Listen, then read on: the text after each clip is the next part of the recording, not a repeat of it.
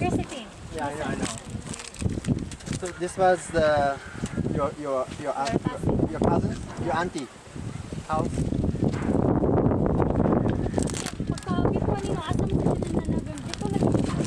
As all of them, they transferred from their other cousin's house, and then once that house again was already affected by typhoon, so they transferred.